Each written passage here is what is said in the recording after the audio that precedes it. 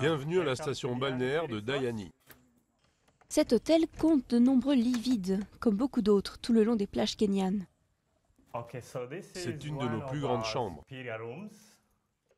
Sur la côte, le nombre de visiteurs a diminué de 21% durant les 6 premiers mois de 2012 par rapport à 2011. Et les réservations dans certains hôtels ont baissé de moitié.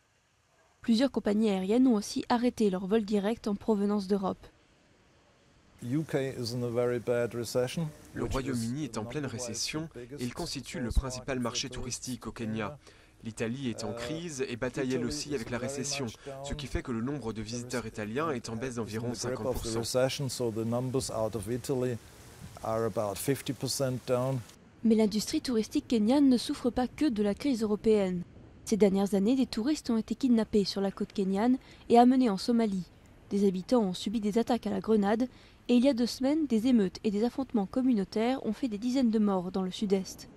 Conséquence, plusieurs pays ont déconseillé à leurs ressortissants de se rendre sur la côte. Tout ce que nous vivons maintenant en termes de réservation est la conséquence de ce qui s'est passé en mars, avril et mai.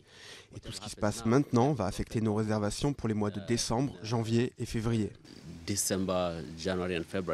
Pour combattre ce déclin, le gouvernement assure investir en masse dans la publicité pour promouvoir la côte à l'étranger et rassurer les potentiels touristes sur la sécurité des plages.